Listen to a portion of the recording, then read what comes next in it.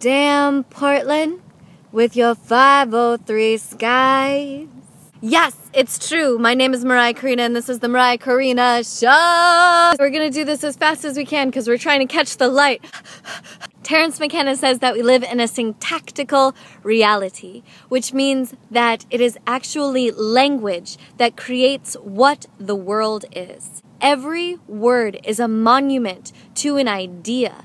Every word is a homage to an identification that was made in the fabric of reality, that something was pulled into being by our very naming of it. Every time new language is used through slang, activism, art, poetry, that our very consciousness expands. That the way the growing edge of consciousness is reflected back to ourselves is through the expansion of language.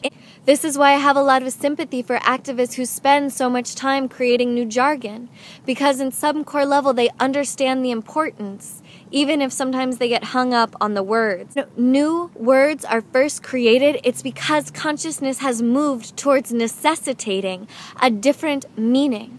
When the word African American was first created, when the word transgender was first created, it was part of the breaking wave of movement of people defining themselves and their possibilities and reality in a new way. So much so that it made a new use of language, that it made the creation of a new word necessary. The same is true in these circles that have developed a language for talking about their emotions.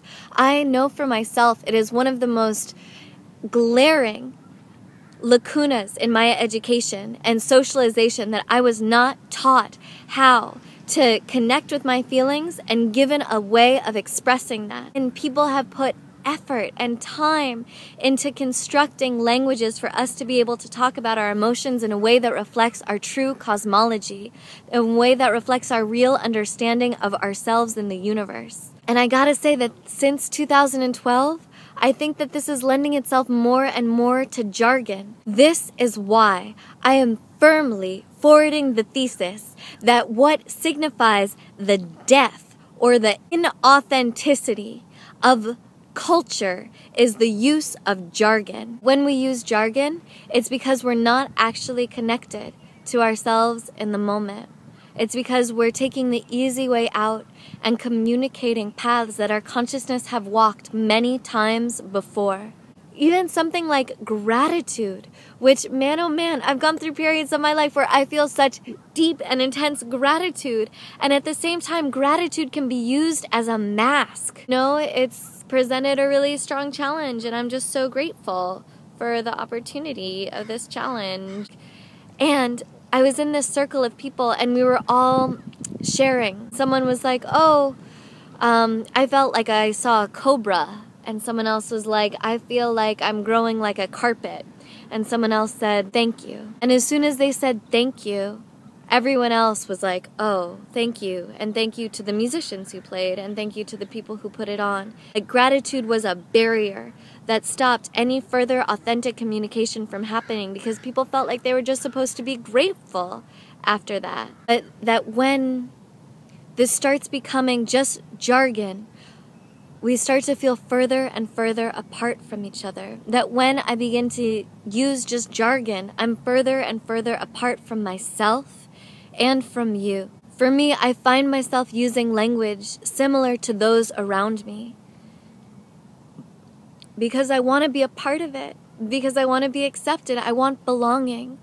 But true belonging will not come if I'm being inauthentic. And beyond that, culture will not evolve. Consciousness will not evolve if we are simply retracing what has come before. That's what makes culture toxic and stale and something that no one wants to be a part of. That's what pisses me off in any culture. It doesn't matter if it's new age or hip hop or artsy or hipstery or whatever. When it starts using jargon, I want out. I want out. And when I hear myself using jargon, I want it out from myself. And if we consider ourselves true visionaries, as true dreamers of this world that we all know in our hearts is possible, then we need to break through whatever patterns of ingrained jargon we've been using to reach into ourselves and pull out linguistic reflections of our actual truth and expand syntactical reality to be ever more a living, breathing, conscious enactment of our most authentic self. Nothing less, y'all. Nothing less. It's like, you could literally just say a mouth of jargon and say absolutely nothing. A lot has come up for me in this past week that's been really interesting and has showed me a lot about myself. Everybody for being such an honest reflection of where I'm at, working to take responsibility for